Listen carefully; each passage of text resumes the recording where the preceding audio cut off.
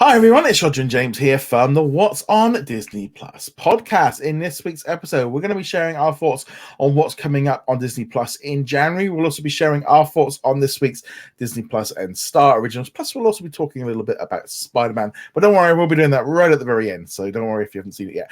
But before we go any further, a quick bit of housekeeping. If you haven't already done so, make sure you hit that subscribe button on YouTube. You can also subscribe on audio platforms as well, including Apple, Spotify, Google, etc. You can find us all over there. If you haven't done so as well, you can support us on Patreon or on YouTube channel membership from as little as $2 a month. You get early access to some videos. You also get to take part in the special Q&A. Now, important to note, this week is going to be a little bit different.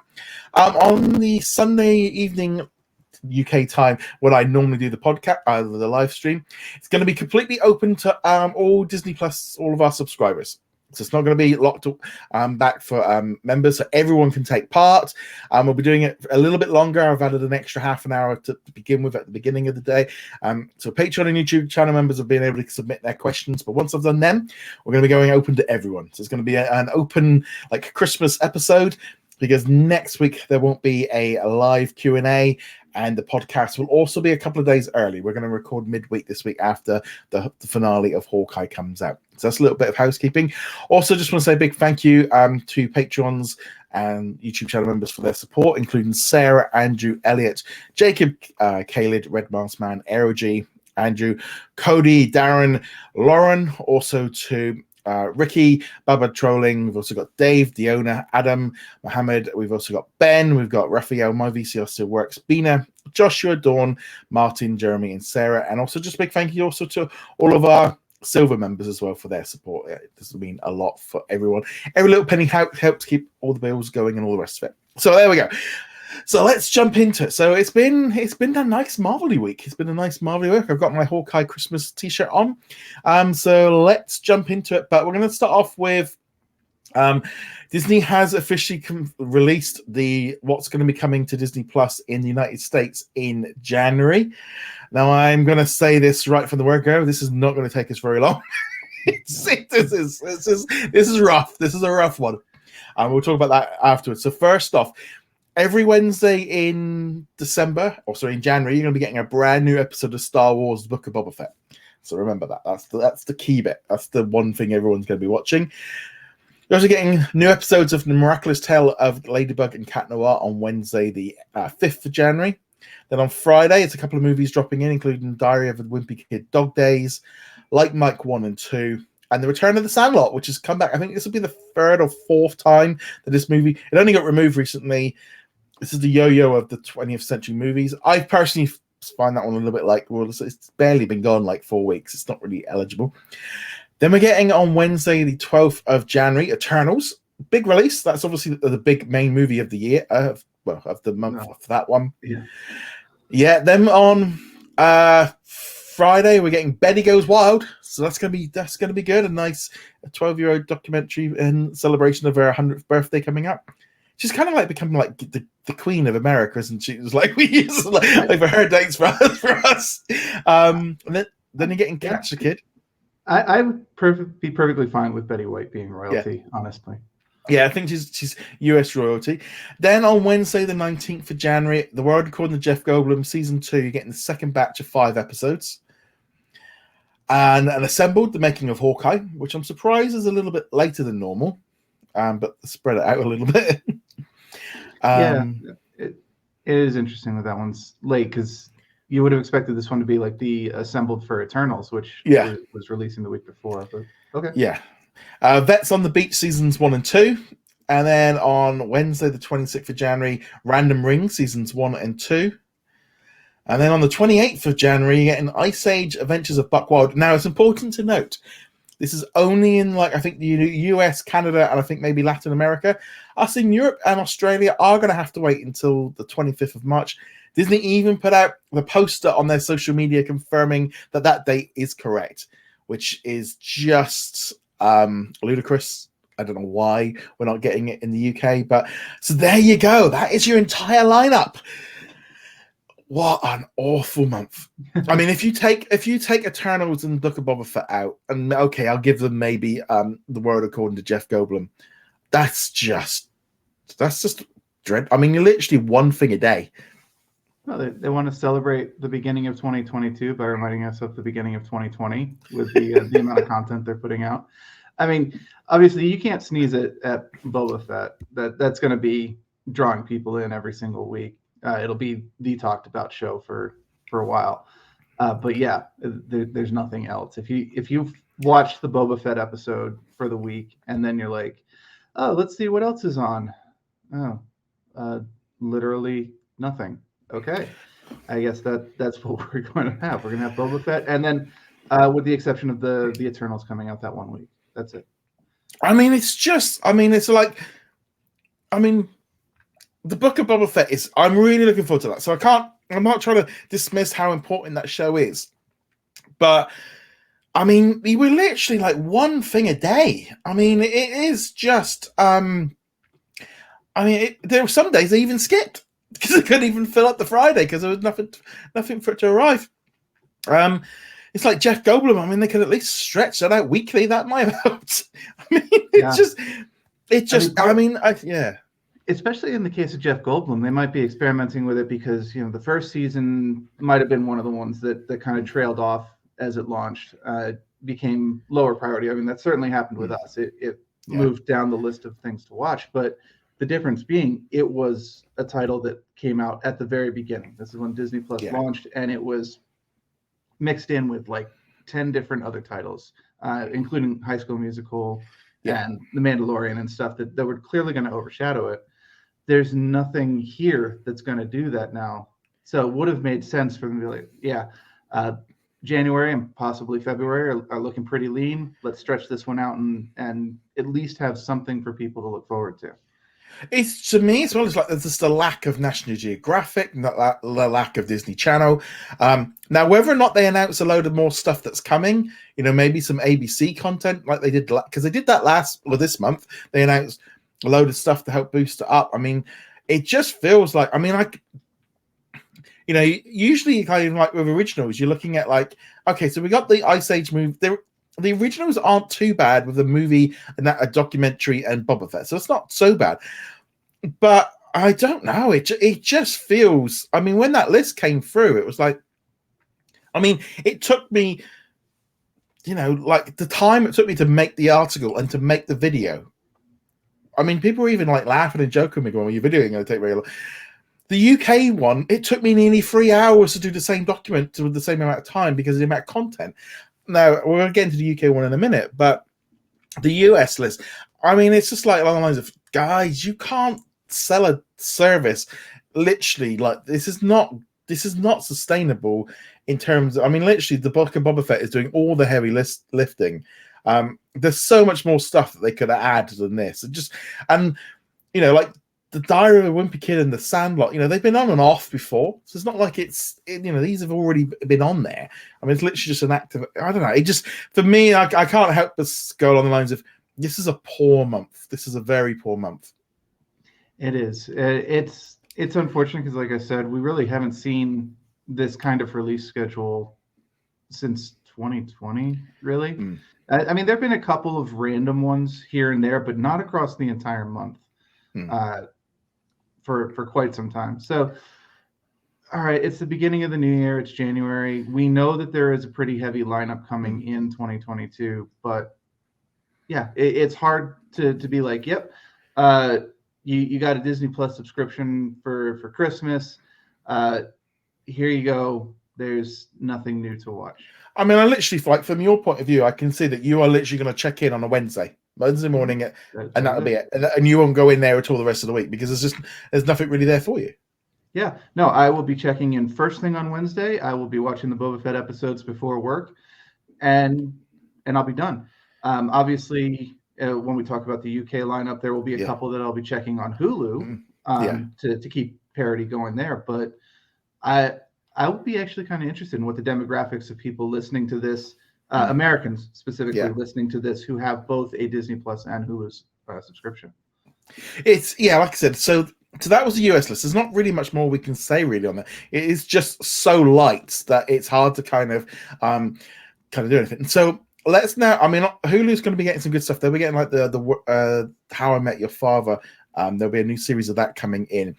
But let's jump now into the UK one. Now, I'm not going to go through everything because there's a lot of stuff.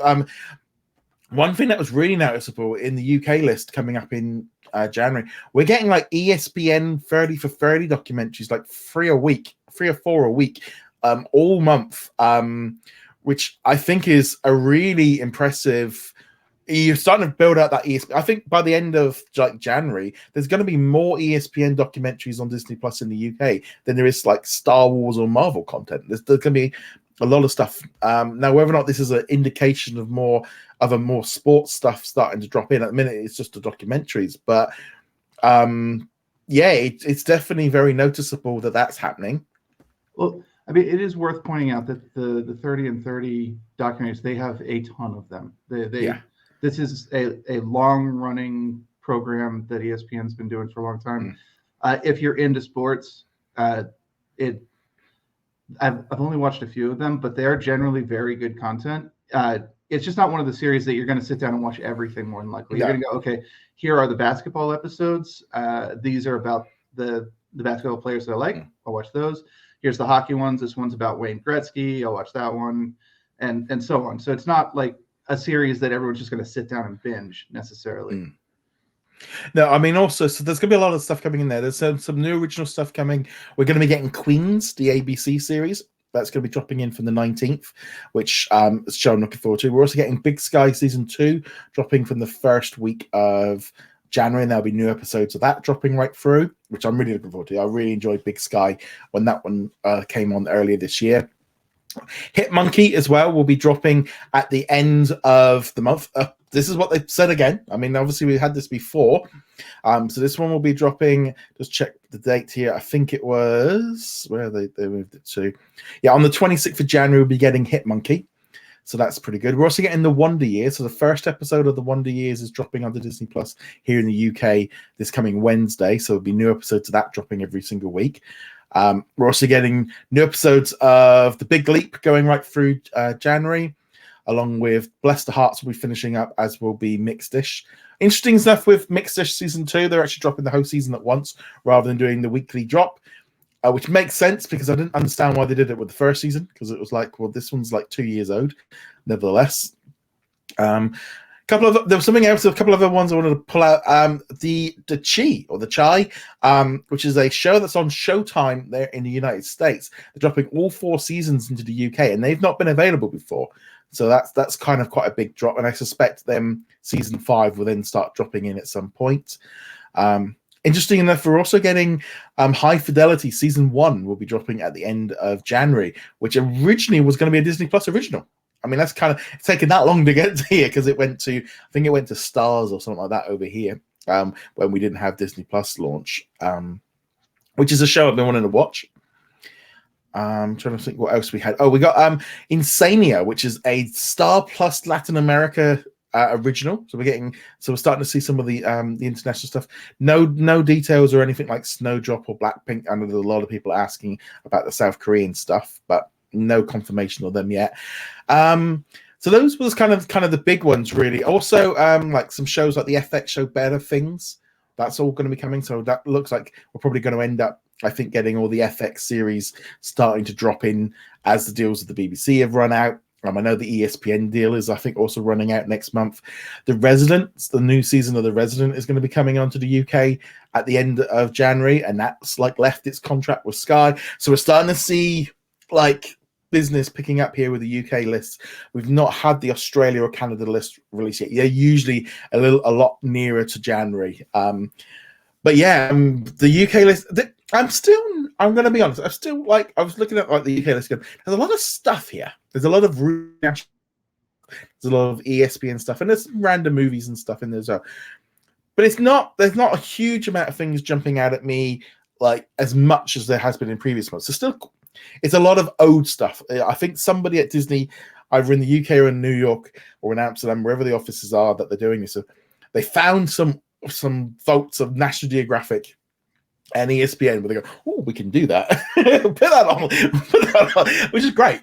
It's just really noticeable that we're getting a lot more older stuff dropping in here, which it's good because ultimately, if it gets put into the system, it's much more easier then for it to go out in other places. It's almost like I would imagine once it's built into the system, they can turn it around much quicker than for other areas. But it's still a solid. I'm really looking forward to Big Sky. I'm looking forward to watching new episodes of The Big League coming out because I watched the first 3 episodes recently ahead. So they'll be catching up this week. Same thing with the Wonder Years, which I'll be talking about a little bit later on. So there's a lot of great shows I'm looking forward to. But again, things like Hit Monkey and Big Sky and all this are really like leaning in on helping me drop in and out. But again, we've got that same problem with the US where if guys don't get the originals, we don't get them either. And it's even worse with Ice Age not coming till March. But yeah, there's quite a few highlights that I'm looking forward to. Yeah, I'll probably try out Big Sky season 2 there. I mean, it's been so long now. I probably won't bother with season 1, and it might be interesting to get like a different perspective. Can you jump into season 2 without having seen season 1? I think some of the storylines. Yeah, I think some of the storyline might continue on with one. Right. Yeah. That is to always be expected when you're jumping into a series, even at the beginning of the season. But the question will be, can I just roll with it? Yeah. Or am I going to be sitting there going, I have no idea what's going on. You're referencing things I have no clue to. And if it is like that, where it is confusing, maybe I will go back and watch season 1. That's not necessarily a reason to condemn a show. If you jump into season 2, it's like, no, without season 1, it doesn't make sense. Especially these days with streaming making pretty much everything available. Yeah, it's a kind of a weird one, but September, I'm expecting some more announcements. I wouldn't be at all surprised if we get a few more little things. I think for the library side of things, like for example, like here in the UK, I'm surprised we didn't get Antlers or The French Dispatch. Those are kind of 2 big movies I would have maybe thought would have dropped in this month, but those things tend to get announced at a later date. We're getting into that habit, I think, now of they put out the list, but they keep back some of the nice juicy ones, which makes sense because they want to get that the next wave of boost. But so there we go. That is what's coming in January. So obviously, from our point of view, we'll be talking about Boba Fett. We'll be talking about Ice Age. We'll be doing the Warden called the Jeff Goldblum. That we won't have to wait as long because I will be watching them episodes a little bit earlier, and I'll be letting you know once I've watched them. I'm trying to think what else. Yeah, so and there'll be some other stuff we'll be talking about. Right, so we'll talk Eternals.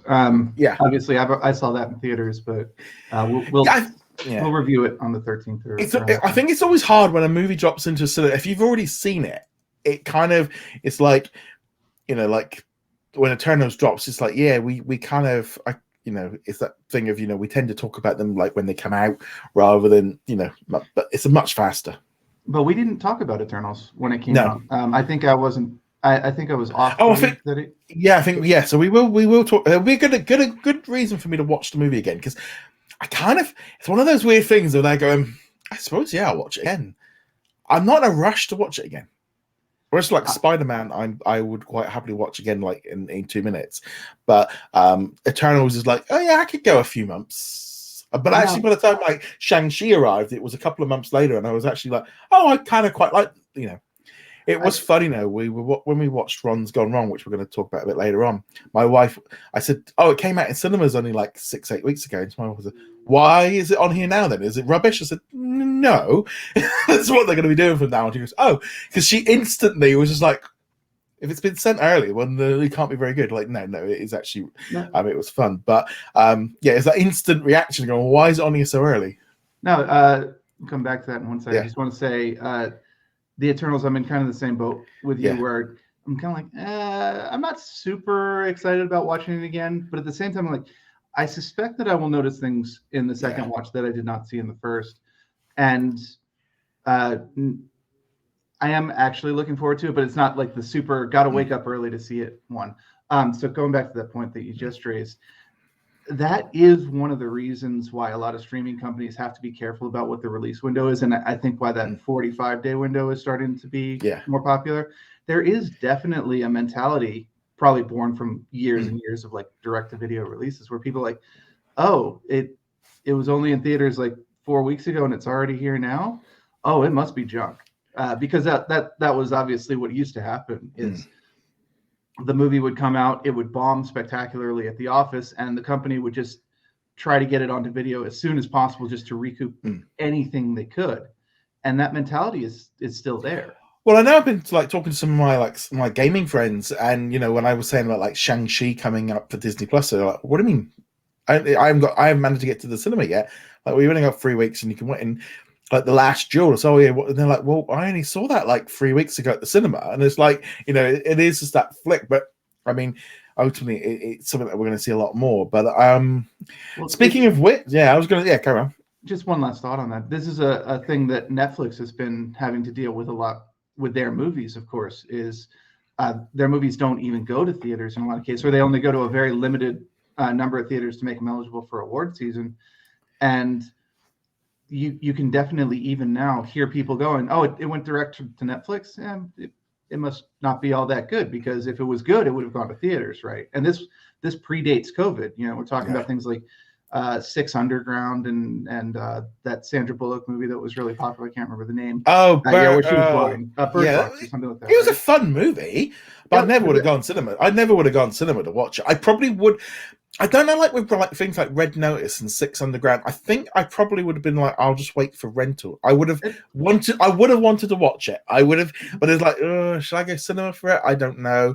I probably would have done, because I think with Red Notice, I don't know. I think because I knew it was coming onto Netflix, instantly just went, I'll just watch that when it comes out. And I did. I watched it. Yeah.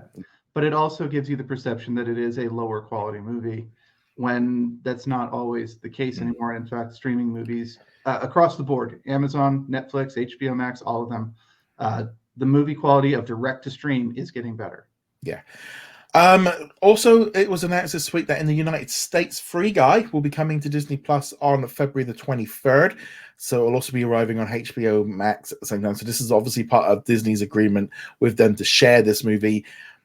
Kind of interesting with this one, because the story went up, and the amount of comments of people going, "We've already got it. I've already got it." It's and then it's because the international audience was really kind of going, "Well, you guys haven't had that. We've had that for months." And it was kind of quite funny seeing it the other way around, of just it really become quite noticeable of so many people going, "Why haven't you guys got it yet?" It's this was an old movie. Yeah. We've been talking about this kind of thing all the way back from the beginning in Diz Kingdom. It'd frequently be America gets this release, and then you would get it a month later.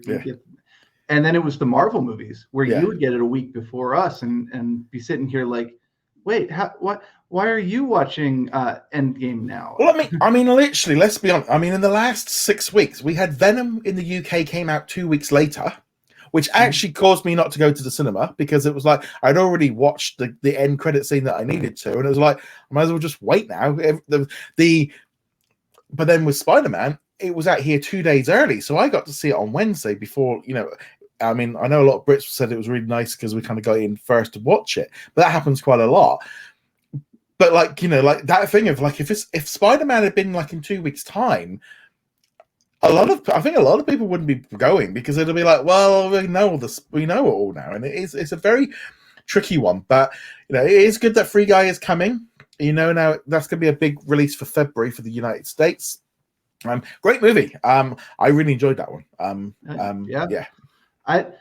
It's another one that I'm not super. I need to go and see it again. But I will be glad to have it on Disney Plus if the itch ever pops up, or something to throw on the background while I'm working, because it really was a lot of fun. Ryan Reynolds was really good in that, and it knows exactly what kind of movie it is. It doesn't take itself seriously at all. It's just here we're playing Grand Theft Auto, and we made it into a movie. Have fun. Yeah. Right. So before we get into the reviews, just a quick note. There was a mini little trailer release this week, sort of highlighting everything that's going to be coming to Disney Plus in 2022. A couple of interesting things in there that was noticeable. Endor was confirmed. We had I Am Groot was confirmed. We're also getting Moon Knight, She-Hulk, and Miss Marvel. So we know those are all coming. But I think what's more important is what we're going to be doing is we're going to be doing a full look forward on our New Year's Day episode. We'll be when we record that on New Year's Day, we'll be doing a full look forward to everything coming out in like 2022. That's gonna and we'll be talking about the book of Boba Fett. And then next week's episode, we're going to be doing the Hawkeye finale, and then we're going to be looking back at our favorite bits of Disney Plus over 2021. So that's like, just to give you an idea of what we'll be doing over the next week. Because the trailer itself, I mean, it was a little bit like, cool, it's great. It was nice to have these things. There was a few things in there that was like, okay, cool. Let's confirm. I mean, we've got Willow, Endor, Obi-Wan. We've got those Marvel shows, Bad Batch season 2. I still say Willow. We also got a few movies, and it's like, okay, I think we're going to be all right. I think we're going to have like one. I think we're not going to be far off having a new episode of decent stuff to talk. I mean, just 3 Star Wars series and 3 Marvel series. I mean, that should probably cover at least 3/4 of the year, I'd imagine, with new episodes.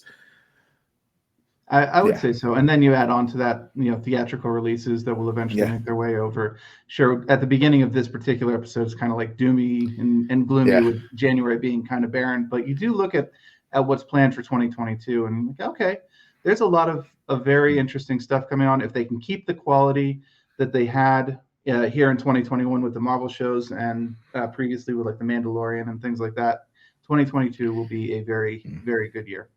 I'm actually also kind of looking. I think 3 Marvel series is actually enough. I think they overcooked it a little bit this year with 5.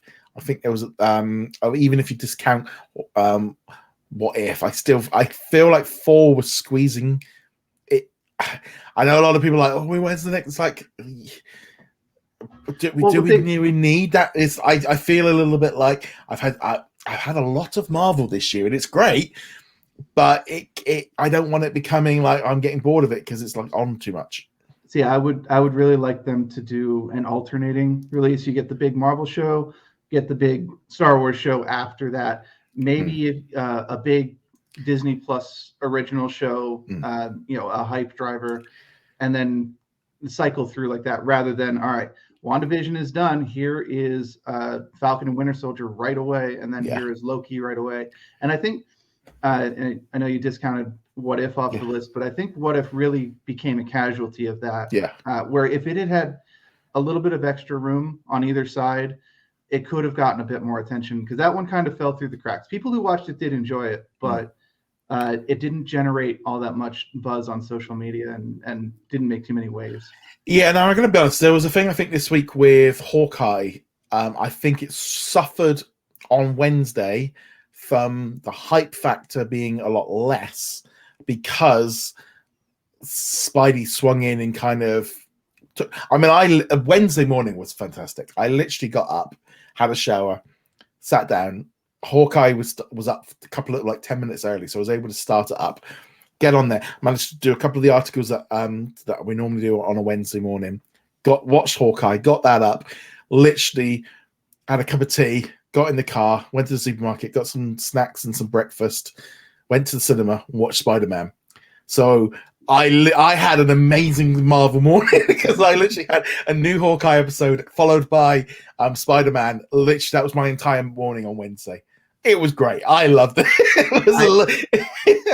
I had a bit more of a gap. I got to see Hawkeye late on Tuesday night because they drop on East Coast time, and I'm a couple of time zones from that. And then I saw Spider-Man Thursday night. I know last week I was kind of like, I don't know if I'm going to be able to get tickets for it, but they fortunately a very small theater. There were only 20 seats. Actually opened up a last minute ticket, and I was able to grab one for that. And there were only 10 people there. So I was like, okay, this. I'm I mean, I literally had 7 rows in front of me. But then that's what happens when you go to cinema at 9 o'clock in the morning.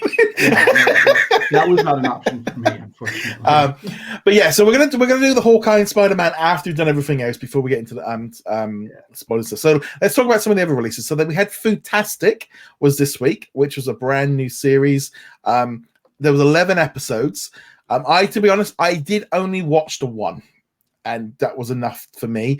As you can see here, I watched the Ant-Man one. So this is a new competition where they're trying to make big objects out of cake and biscuits and cookies and stuff. And it's a little bit funny because it's I don't know if had they just released a one episode, I probably would have been oh, I might check this out. And this would have been good. running right through January. I actually think this would have been good, actually spreading this out, because each episode's like 45 minutes apiece. They're all, the budget's pretty good. I mean, it's very high quality in terms of they've got a big set. I love the fact that it's adults doing the competition, not kids. So it instantly brings the level up. There's a little bit of competition between the adults. I wasn't too keen on the skits between the bits of like pretending to be hot. You know, that might change as we go along. I mean, I might check out some more episodes, but I wasn't like, this is a must watch. Again, I feel like this would have been better as a weekly release. Did you happen to watch an episode? I did. I watched one episode. I actually watched that second episode there, the Star Wars one. Oh, yeah. But my impression was basically the same. I appreciated that it was adults, that this is not dumbed down. There is a market for those kid food stores. Obviously, Disney Plus has plenty of them. But it was nice to have adults and not having it be super, like, talking down to you and whatnot. And also recognizing that the people making the food are actually very, very talented creators. That was nice too, because a lot of times, especially it's people who are only slightly above my level of cooking, and my level of cooking is very low, exceptionally low. Beans on toast.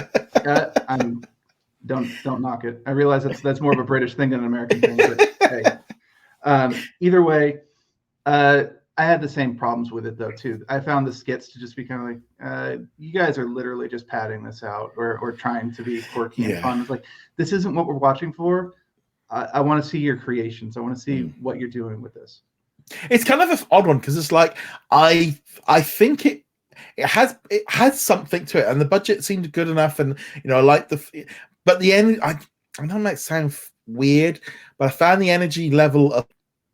I don't know if it's just an American. It might sometimes just be that thing of the American difference of presenting. But it's a little bit like, can you just like tone it down a little bit? It feels a little bit like, well, it feels fake, and that's not nice. It feels like this just feels so. I mean, again, I'm used to the Great British Bake Off, and they do skits and stuff in between it all.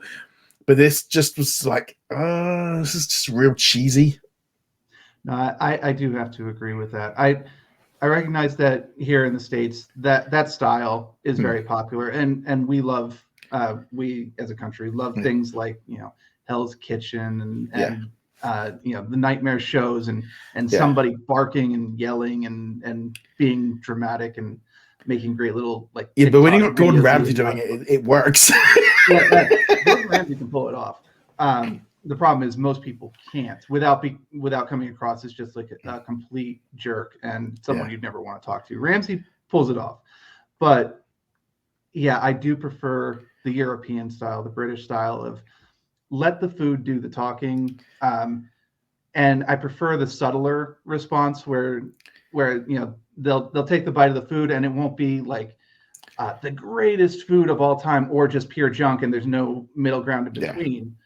I definitely feel like there's a difference. I think as well, like the European style, especially the British style, is generally they get comedians to do it, and so there's a little bit more. They're kind of taking the mick of it a little bit, or trying, and that's usually the tone that seems to go into kind of take away, Whereas this, I just was like, it just feels like, I don't know. This is definitely, it was definitely a much better show than Be Our Chef. A far better show.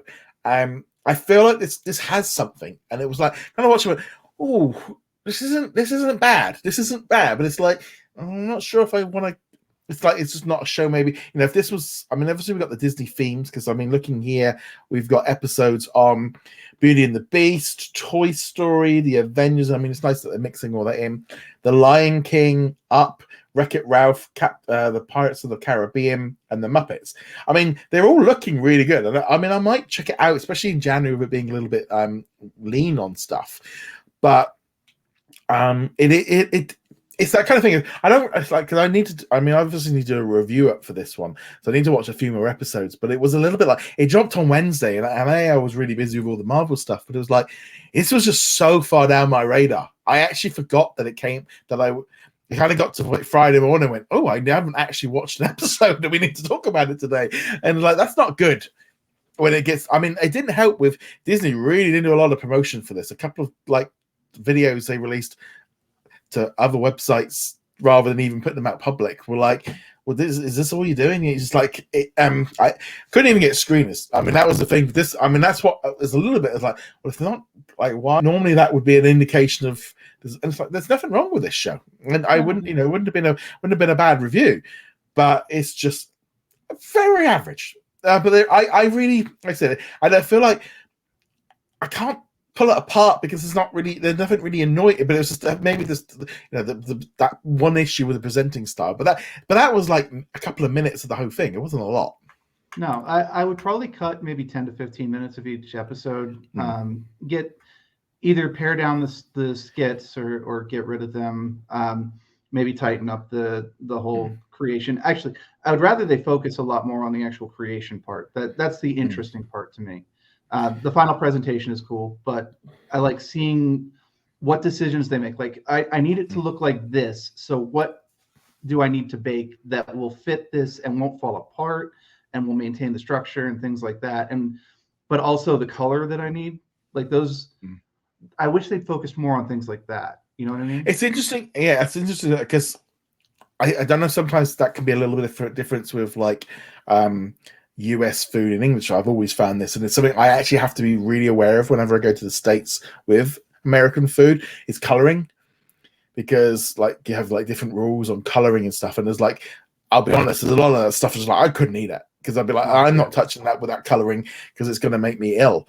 It might give me, and it is just kind of that, and it is, that's sort of, again, that's a cultural thing of food.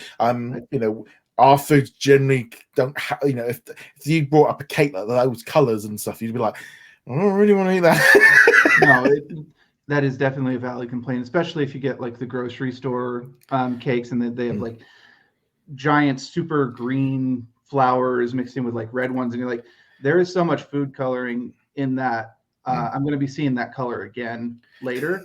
It's like, no, that's really gross. I'm good without that. I would make an exception for this show, though. Yeah. Because this show specifically, the draw is not necessarily the edibility of the food; it's what it looks like in the end. Well, that's the thing. Both, but yeah. But see, that's the thing that really kind of gets me, because you get this obviously with the Great British Bake Off of it has to taste good as well, and it didn't seem like the taste didn't seem to be of any. You could have literally had cardboard like concrete cake, and it wouldn't have really made any difference to the competition. I think the rules were just simply it has to be edible. You have to be able to slice it with a knife. You have to be able to pour it, and you have to eat it, and your teeth will still be there when you're done, and you won't want to throw it up because it's so gross. It has like a minimum level of edibility.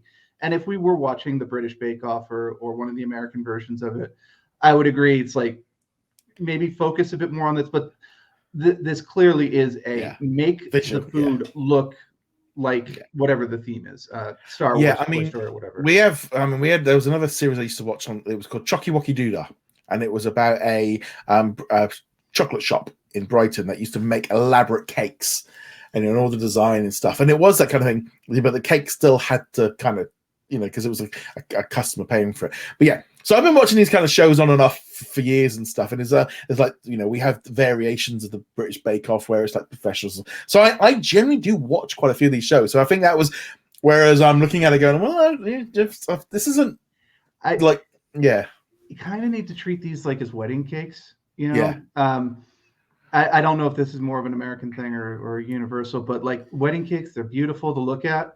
More often than not, you take like 2 bites of the cake, you're like, oh, I'm good.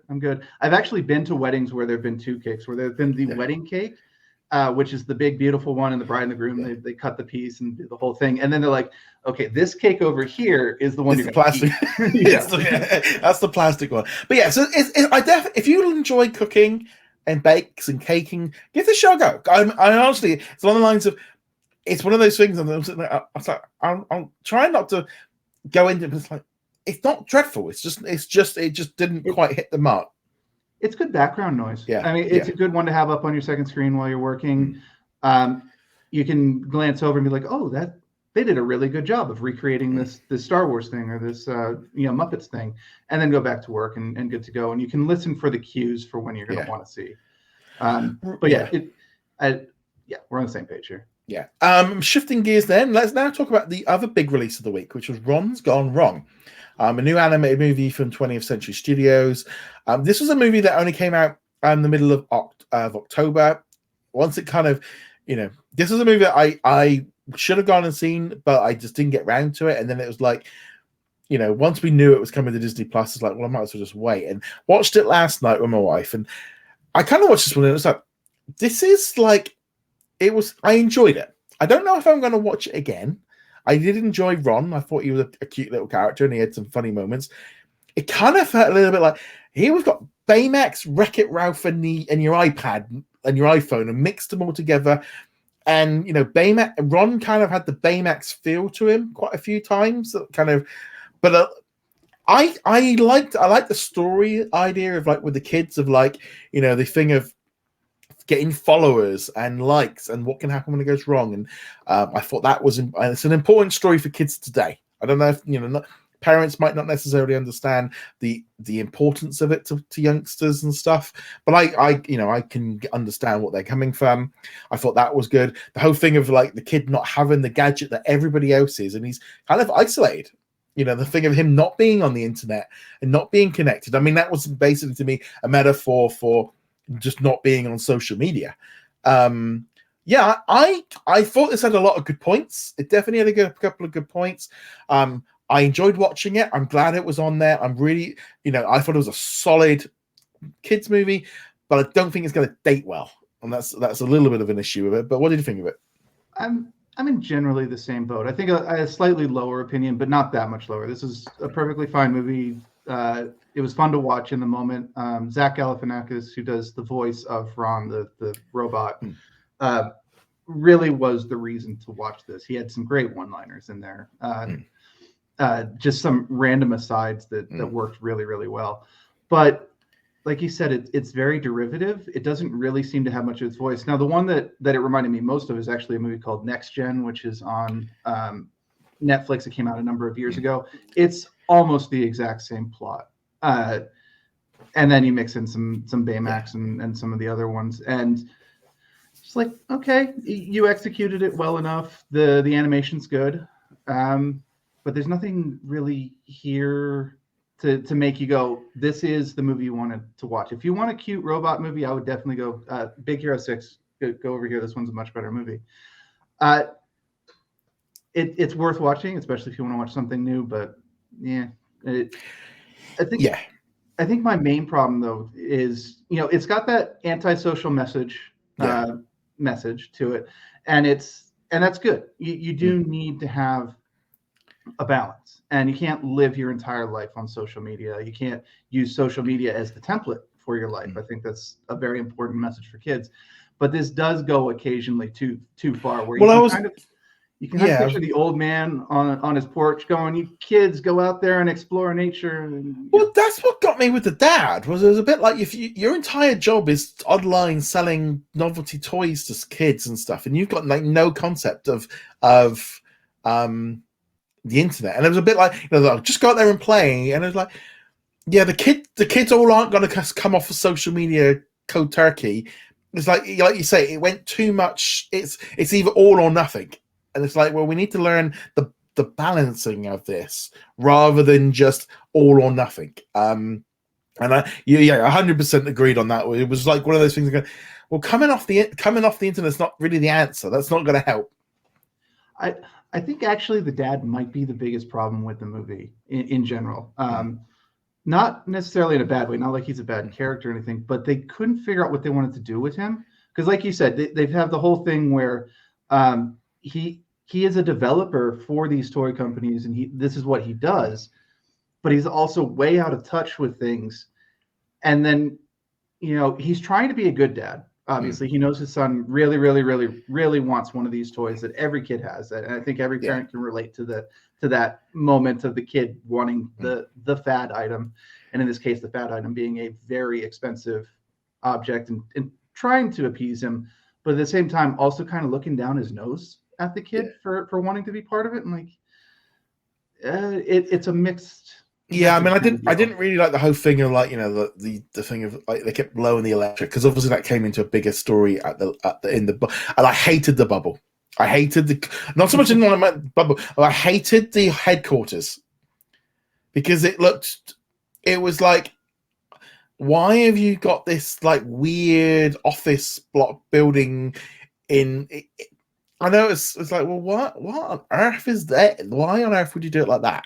It just seemed like such a weird design choice to, and then like to have the bubble shop. I know it's a kid's cartoon, but it's a little bit like, she's really like kind of babyish. It seemed very odd choice of design.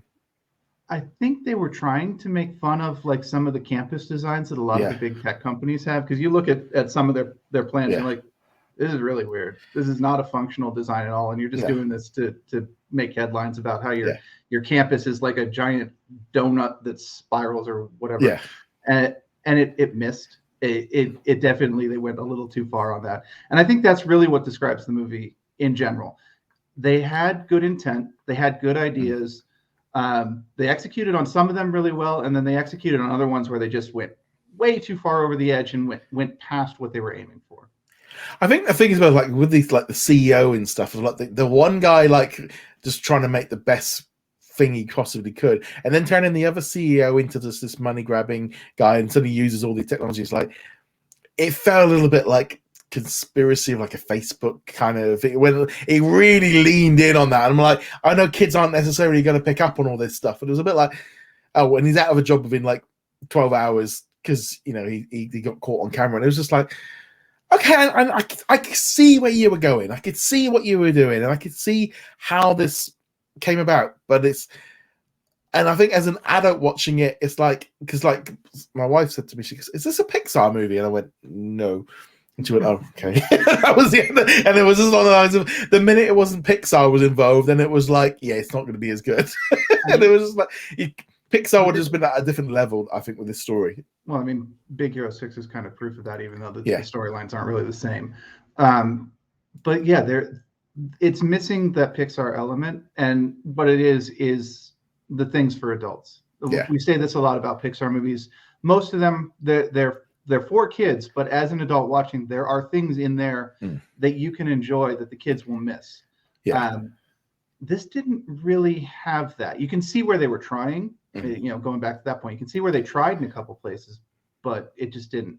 Like the villain, the CEO villain, you might as well just be like sitting there twirling a mustache. Like, this is the bad guy. I did like the fact that Ron just keep trying to like take the necks off and take the heads off. Ron has some issues he needs to work through. And it's a bit like, we're going to upload this to the. It's like, well, guys, yeah, like, look, there's a difference. We could go from A to B. I mean, the whole thing of like trying to upload into the cloud, and it was like, oh, why did we do? It's like, it just didn't really. It's like you could have gone in such a more simplest approach, but they always go to this thing of just upload. Every single kid's robots is broken now. It's like, well, it's not. I don't know. It's a real like weird one of just like going. It's like this movie had some great stuff and just didn't quite. I mean, for me, I'd give this like a 3.5 out of 5. It was a nice solid. It's a good solid movie. Great for kids. Good to watch over the Christmas and stuff. And I think kids are going to enjoy Ron, but I don't know if this has any legs. Well, I mean, that's the thing. Ron himself, played by Zach Galifianakis, is really the main reason the sticks are in it, and it's definitely a couple of points higher because of his voice acting and just his comedic timing. That was really the main selling point, where you think the scene is done, and then he gets that last quip, and you're like, okay, that was pretty good. Yeah. So there we go. So that's Ron's gone wrong. So let's now shift gears. We're going to talk a little bit here about Dopesick. About corporate weirdness. Yeah, about corporate, corporate nastiness of all time. So the finale is coming to Disney Plus internationally on Wednesday. I have seen an episode in advance, so I've watched the whole series. I got to be honest, this has been like for me. I mean, obviously, I went and saw the first 2 episodes at the British London Film Festival back in October. So I got to see some of the stars, see it in the cinema, which kind of I think instantly just set that tone a little bit. But every Wednesday it's been like we've been watching this Wednesday evening new episode of Dopesick, and it's just been an incredible series. Just absolutely loved it. It's terrifying, absolutely terrifying. It was frustrating in that final episode, with the whole idea of the corporation, them just, I wouldn't say they got away with it because they didn't, but they didn't get, there wasn't really just desserts either. They did, they were so restrictive in how they did it, but they were so, it was so evil and so twisted and so money grabbing, and it's horrible. It's absolutely terrifying because so this might have been a bit dramatization for TV, but it's just terrifying. It's like, as someone that has a national health service where everything is kind of, we don't have a similar health service. It's terrifying for us. Me and my wife works for the NHS. For us, it's just terrifying. Why are they doing this? It is horrible. Obviously you've got a different aspect from your side, being an American citizen with your American system. But for me, it was just terrible. This is just such a great series. I still think it's one of my favorite series of the year. It really is. This was a fantastic series, and it's horrifying for me. I'm not going to be sitting over here going, no, it's perfectly fine that they did all this capitalism. Whatever, they're fine. No, it was horrifying. As we've talked about it in the past, this was very much in line with the series Chernobyl from a couple of years ago on HBO. Yeah, that was an amazing series. That was the one that was constantly on my mind. It was like, okay, every chance you had to fix this, to stop this, to make things right, you did literally the exact opposite. And not just Purdue Pharma, but in many cases, the government just turning their eyes away, not providing the necessary resources. Even the senator, or the attorney general from Maine, who brought a lawsuit against him and then took the money, goes to work for them. It's like, okay, the whole thing, and obviously the opioid and epidemic is still a huge issue here in the States. Heroin is ravaging communities, and Oxycodone is now accepted as one of the gateways into that opioid addiction. One of the scenes that really got me was they were in the it had some of the executives talking to the chief, and they're saying, like, these three guys are investigating us. And the big cheese is like, we'll do the usual, just give them a job, give them some. And they're like, no, you don't understand. These are not going. They will not accept. We can't stop them the way we normally do. This is going, and it was, you could see that, like, that thing going, they've hit a problem now, because obviously, like, Rosina Dawson's character she had a very different way of doing it. She was much more aggressive in it, and it didn't work. Her style didn't work because it clashed. But whereas the other guys had a different one, and I only really seen that one guy. He was in The Right Stuff, which he was great in that. And this is just a top. Michael Keaton was amazing in this. He just that madness of that kind of character of his. Yeah, it was, and I love the fact as well of him trying, helping all the people out that he could, because he couldn't help out any other way, and he needed to help someone to try and get over his addiction. And I just can't say this enough. This is such a must watch if you've got Disney Plus internationally, and if you have got Hulu, watch it. If you're in the US and you haven't got Hulu, this is a show to watch. This is one of the highlights of 2021. Yeah, maybe don't watch it over Christmas with the family. That might not be the best thing, especially if you are one of the families that's impacted by this, which frankly a lot of families are. Yeah.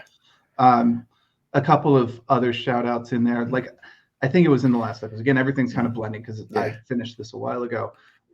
Where Keaton's character, he's in rehab, and he's trying to come back to being a doctor, right? And he's trying to, and that is his goal. But throughout the episode, you see him driving people from his little town over to the rehab clinic where they get their, it wasn't methadone, it was the second one, I forget the name of. Yeah, it's like liquid. In any event, he's driving them back and forth, and each time you see him, the car is a little bit bigger, and there's a few more people, and I think he even gets into like a little school bus at a point because there's so many people. And I'm kind of sitting there going, like, Keaton or character, this is what you should be doing. You should be running a foundation that helps people get to these clinics, and maybe they do get to that point, but I don't think they do in the series. There's a kind of a thing. It's kind of a little bit, because obviously the trouble is with this one is of like things are still changing and still like there wasn't really like I think that was the only one issue did it, because it wasn't able to have that like Hollywood ending that you would have wanted. That was the problem, I think, because obviously they didn't get. I mean, they showed like footage and stuff of and news reports of what had happened and the Sacklers getting removed, but some of this stuff has been happening since Dopesick dropped out. This whole thing has like made it even more. It's such a great series. It really is a full-on highlight of just great shows. This is one of the best things. I can't recommend it enough. This is different. If you're only going to watch 1-star original, this one is it. I'm going to be honest. I mean, we'll talk about it next week in a little bit more detail, but I enjoyed this more than some of the Marvel shows, and that says quite a bit, I think. This was a really good show. It's really worth watching. The acting is phenomenal. Michael Keaton, obviously, being the headliner. Rosario Dawson, a great actress. But got to give some credit to the kids. I know when I say kids, you're probably picturing like 12-year-olds, but we're talking teenagers and young adults. Especially the one girl whose story we follow throughout, that absolutely tragic story. She did a fantastic job of cataloging that descent, and then the other girl that Keaton does help get to the clinic, and it's just all around really well done. I mean, the main leader, the executive, the guy that came up with it, I mean, he's just creepy and evil, but weird evil. My wife just kept saying, is he going to be playing the Joker? She literally goes, this guy can play the Joker. That was like how weird he was. Yeah, he definitely had some of that Joaquin Phoenix Joker vibes. That one, I would caution. I'm not sure how much of like a mustache twirler Sackler actually is in real life. I do think they hammed it a little, but I didn't know necessarily. I don't necessarily. It was that kind of thing of like you could. He wasn't evil. He started becoming a little bit like money grabbing, but he never really came across to me as like.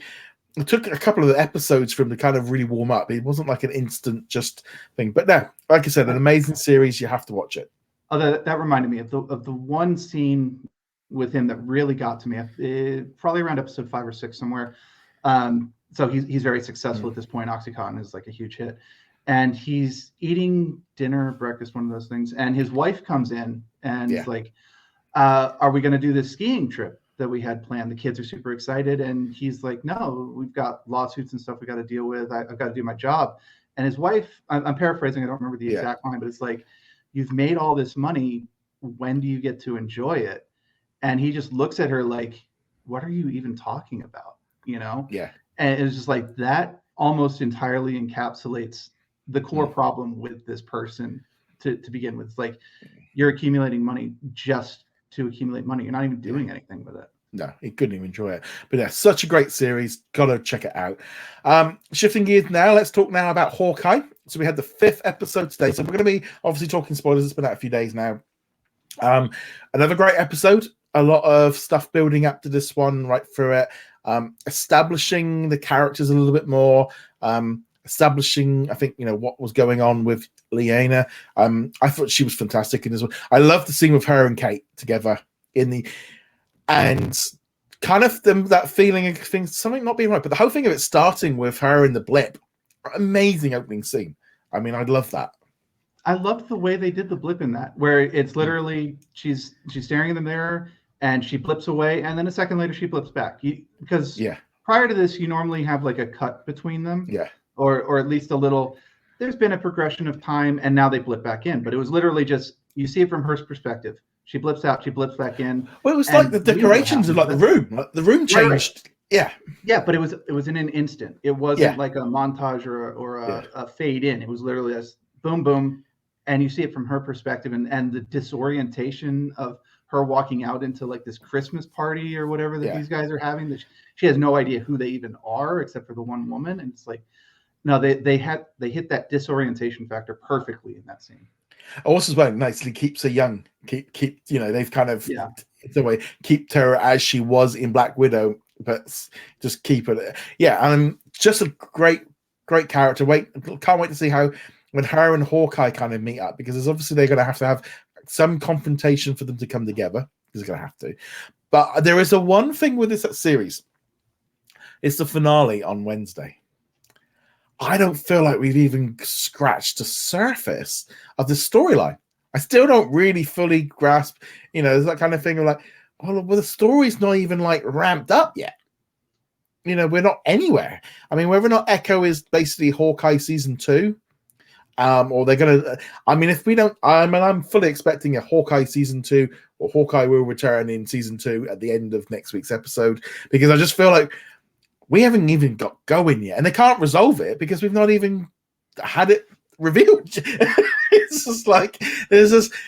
No, it feels to me like, and a lot of people have been saying the same thing of just like, normally by now you can kind of, where's this, we've got the story established and we're moving on, and it just doesn't, this feels like Act 1. It does. I would agree with that. It does feel like Act 1 will have a definitive close. Hawkeye will clear the Ronin name, or at least disconnect the character so no one's trying to kill Ronin anymore. But there's such a bigger story at play here. And like you said, there will probably be a banner. Hawkeye season 2. Echo will get her own series, and maybe even like a drop for whatever Yelena's going to be in next. But yeah, it will, I hope, have a satisfying ending.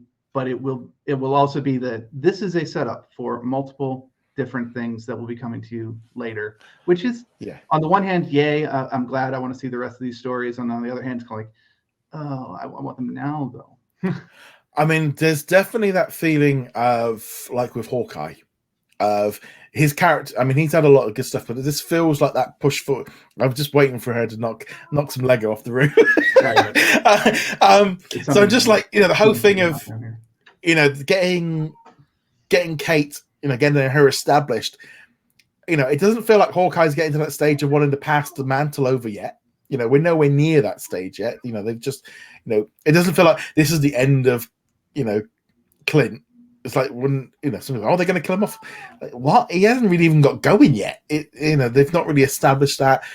This just feels like this was a way of introducing Kingpin and Kate Bishop and Yelena. It does feel like that. And I think what'll probably end up happening is Clint's not going to die. He'll just kind of be like, okay, the Hawkeye mantle, or however you want to think of it, is safe in Kate's hand at the end of the episode, and he'll probably retire to go off and live in the country with his family like he wanted to do all along. But he does that in every movie. I know he does. Maybe it'll be final this time, except for like the second Hawkeye series will be about Kate, and he'll make a quick drop in to deliver a new arrow or something. The Disney Castle's about to go down. Disney Castle, she's going for the Disney Castle. Yeah. Sorry, for those of you listening audio only, my cat is going after the decorations right now. So it's definitely been, I feel like I'm really enjoying this series. It's not on the same level to me as the other ones. The whole big kind of reveal of like the Kingpin. I really love that thing at the end. With the reveal, and obviously that helps lead into Spider-Man, but there's this kind of thing moving forward. I feel like it just feels you're not introducing one of the biggest, baddest villains into the Marvel MCU properly and doing everything in one episode. This is literally, I mean, the Kingpin is a guy that can spread across seasons of being a villain. This is just the introduction of him and it's great, and this is going to forever be that kind of that one moment of that one picture at the end. And I mean, even the trailer for next week where he's walking across and you see his cane.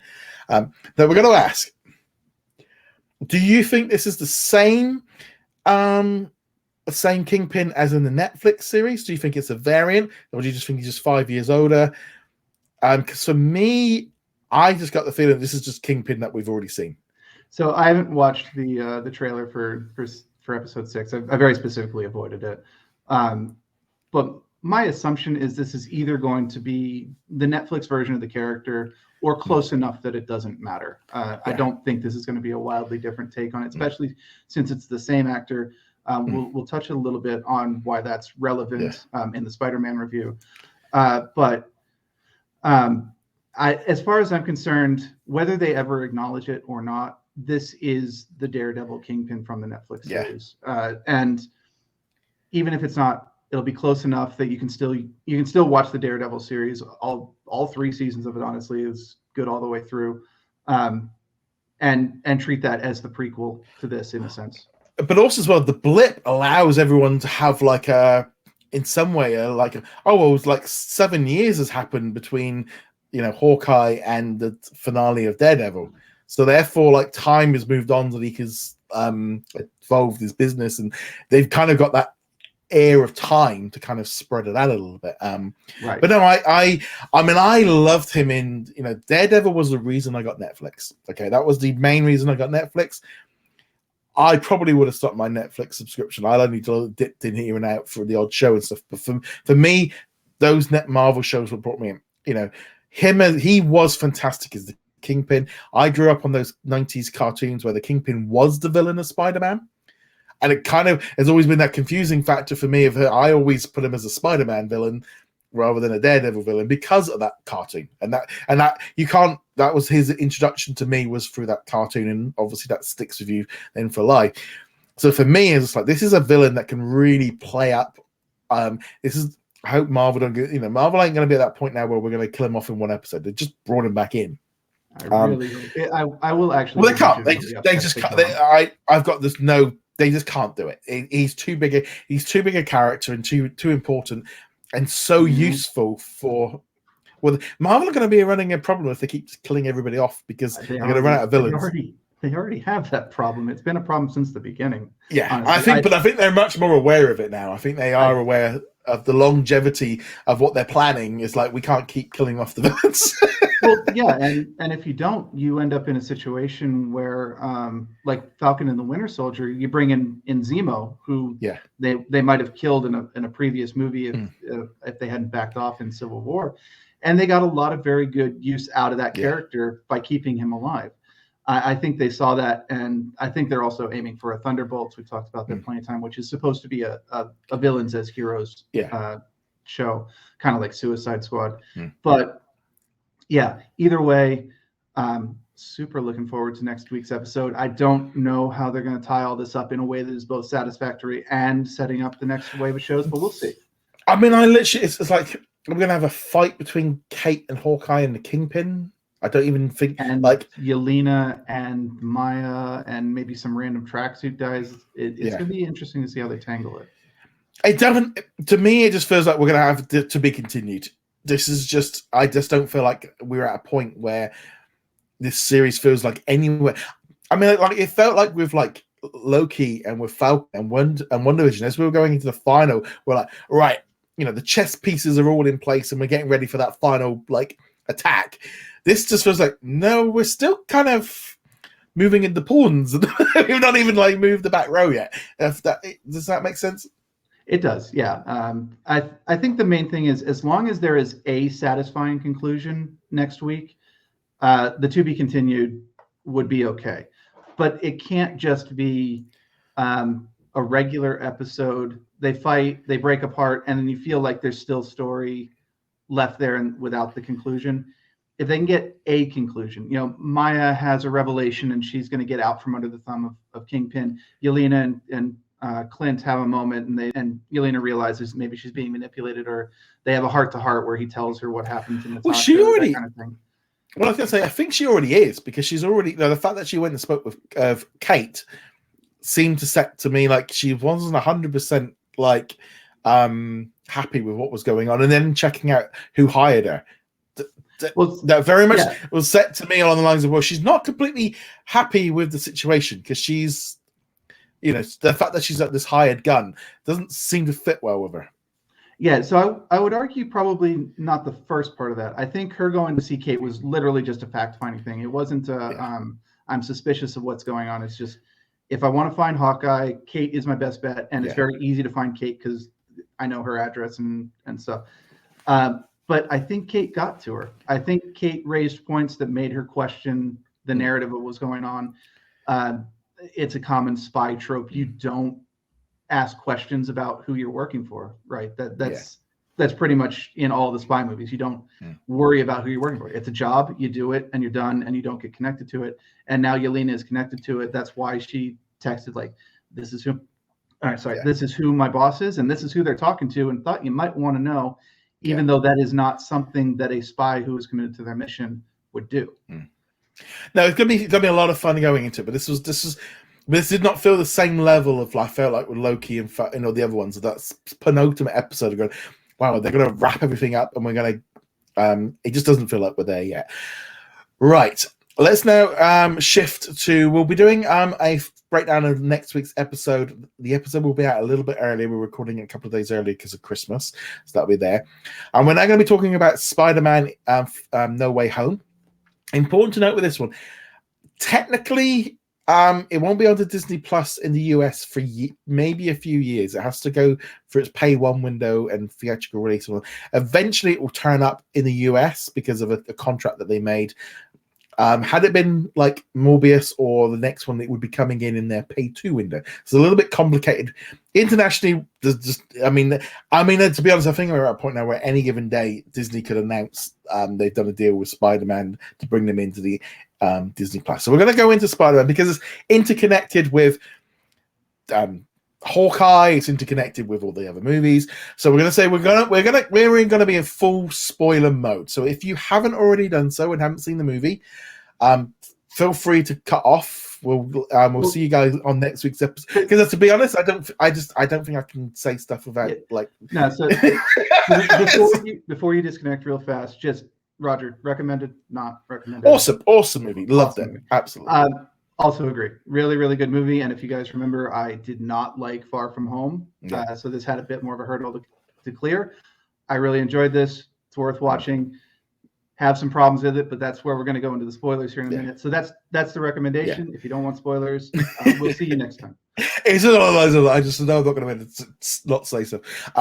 So we'll be back next week with another episode, and we should see you guys soon if you haven't seen it. If you have watched No Way Home, let's jump into it. I love this. I mean, this was just like this is that kind of thing. This was a movie 20 plus years in the making. This is where you take a movie. I mean, they've done what? 12 Spider-Man? I think he's been in like 12 movies now. If you're including like Avengers and where he does. We're talking like a build-up. Spider-Man came out in like 2002, just after the 9/11. So it's like, this is such a big, long movie. There's some stuff that it was a lot of fun. It was a nice, proper popcorn flick. Lots of adventure, lots of laughs, which is good. I really enjoy Tom Holland as Spider-Man. I think he's that perfect kind of age. The little quips, him being a little bit, young and he's always supposed to have been younger than all the other guys. So he makes sort of silly mistakes. So I like that aspect to it. There was some aspects. The only thing I didn't really like of him when he tried to make friends with all the villains and took him to the apartment. That was the one thing I was like, what? That didn't really work. We'll get to that. But generally as a whole, I like the whole thing with him and Doctor Strange and him kind of and it's like, and it was kind of a weird thing of like feeling like, well, Doctor Strange, you messed this up. This wasn't Spidey's fault. You got arrogant and kind of should have maybe explained what was going on a little bit more to him than just jumping straight into it and kind of getting some of the details. It was a little bit fast and furious and like trying to put Doctor Strange into the bad zone for that one. So that was I just want to drop this one comment in before we jump into the Doctor Strange, which deserves this conversation. I agree with you that Tom Holland was the best mix of Peter Parker and Spider-Man. He was good in both sides. Which is great because like I always thought Tobey was a really good Spider-Man, but not a very good Peter Parker, and Andrew Garfield was a really good Peter Parker, but not necessarily a really good Spider-Man. Tom Holland was really good as both. So absolute kudos to him. And what makes him so good as Spider-Man is what makes me question him as Nathan Drake so very much in the Uncharted movie. We're not going to go into that. The trailer was out, and I was watching it the whole time. I was like, that's not Nathan Drake. And I don't even really like the Uncharted games. Well, I mean, I've played through all the Uncharted games, so I'll be checking it out. But I feel like with Spider-Man, Okay, so let's first off Let's go to Doctor Strange, because that's where it cut us off. So Doctor Strange, I liked aspects of it. I mean, and the whole like chase scene with him trying to get the box, and Spidey kind of outdoing him a little bit, which I thought was quite fun, because I think that was what he needed to do, because obviously it was a Spidey movie. So I like that whole thing, and obviously him coming back in at the end and kind of fixing everything was fine. I love the fact that Ned had a little bit of magic in him. That was an interesting. I actually didn't like that. I did not like. It's that. A little bit of a nice, probably little easy way of kind of fixing stuff, so they could kind of move around a little bit without jumping around. It was definitely a plot contrivance. The question will be: will they follow up on that? Will Strange eventually track him down and be like, "Oh, you have magic power. Let's get you into training." That's a question for another day. Well, my only problem with that is obviously there's that whole thing about him making jokes about the fact of becoming a best friend that becomes a villain. Yeah. Obviously leans in on the fact that he is actually in the comic books the Hobgoblin. Yes. So this is a whole side. I did like the fact that they were like nodding on that a little bit, but I've always felt like Ned never fitted that. His character just never fitted. No. It never fitted being the Hobgoblin. No, absolutely not. We'll cross that bridge if and when we get to it. We already know there's another trilogy of Spider-Man movies, so there's the possibility. Worry about that later. The main point, going back to it, is Doctor Strange is casting this spell to erase people's memories of Peter Parker, and that entire scene just infuriated me for reasons that you were kind of hinting at there, where it's like he starts the spell and Peter's like, wait, no, let MJ know. And it's like, okay, all right, start over. Oh, no, Ned has to know. And it's just like, at that point, any person would go, okay, let's stop this. Who do you need to remember? Okay, this is the list. We're good, right? No more changes. Here's the list. All right, now let's do this. And instead, Strange just keeps going. It's like, dude, you're the adult here. Shut this down. And if he is continuing to distract you, stop and make sure he will not distract you anymore. And this whole problem just doesn't happen. But I also love the fact that like Strange to go, what do you mean you haven't called MIT? Why haven't you spoke to them? We could have done all that for. I didn't like that. The only thing that did get me as well, I think, was looking at something. So everyone's going to forget. What about the videos that like the videos and everything? Does that just disappear with Mysterio and J. James and all this kind of stuff? Like, does the magic spell work on that one? So that was at that point you're like into technicalities of like, does this all work and all the rest of it? They will have to at some point go over at least. I mean, they don't have to explain the spell in detail. It is magic, obviously, and magic is the hand wave. We don't have to explain it. It's the quantum particles. It's nanotech. You don't need to know. But they do need to explain at least a little of it. Did everything happen? Did some things not happen? Obviously, the major event still had to happen in some form. Did Tony know who Spider-Man was? Because is he not impact? Well, he's dead. Well, he's really gone. Matter, yes, but did he know who Spider-Man was? Things like that. Well, I would imagine that wouldn't really affect on that because he would have been gone. But I think it was more the fact that everyone still remembers they still know Spider-Man. Spider-Man's still there. It's just they don't know who Peter. I don't know.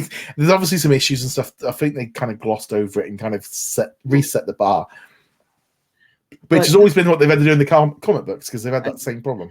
Well, this is the big issue. This is from Act 1, and this has been the problem with Spider-Man since day one, since 1963 or whatever year it was when he was invented. He has to be the street level, down on his luck hero, right? And this is what the character he has not been in the MCU, right? He's flying around on Stark jets. He's got access to fabricators and everything like that, which they do it fine in the movie. I'm not complaining about that. It made sense in the MCU. But you get to the beginning of this movie, and the problem, of course, is now everyone knows Peter Parker is Spider-Man, and he's getting ridiculed for it.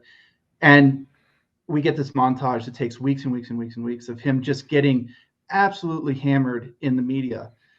And, okay, the comics tend to hand wave this away. Every hero's doing their own thing. But here in the MCU, you need to address the point that's like the Avengers aren't going to do something. I mean, I'm not saying like they're going to suppress the information. I'm saying simply like Peter Parker, who has saved the world, with us in the battle with Thanos, is now being harassed. Let's just get him out of the situation. It always. I think I remember being. It's like, they could have used a scroll to. Nick Fury could have fixed the pro thing. I don't know.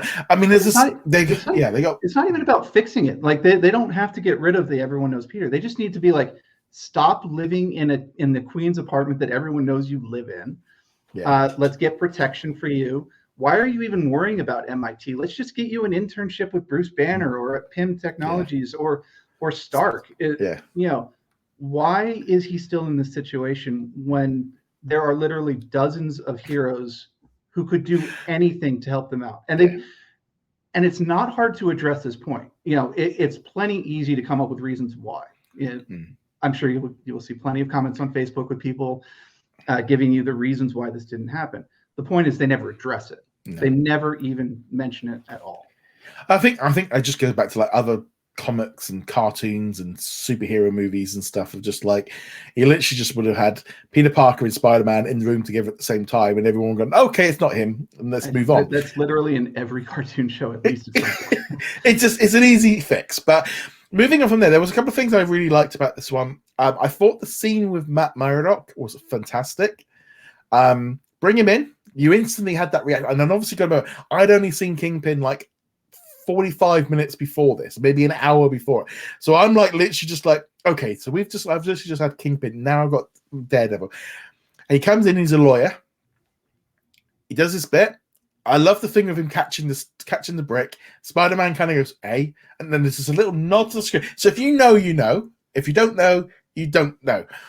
And it's like, this is where you can take something that's been established over 5 seasons in another show, bring it in for 20, 30 seconds, and it adds to it. And this feels like this whole thing with this movie is they're literally taking stuff from the entire MCU, the Netflix series, the Amazing Spider-Man, the Spider-Man. It's like they've got so much established, generations of us growing up on this stuff, and just weaving it all together into one big. And that's what was so fun about it. Was that they took all your knowledge from all of this and just mixed it all together. And I think they did it really well. I mean, I still think they did it really well. But I thought that scene, and now it's going to set up.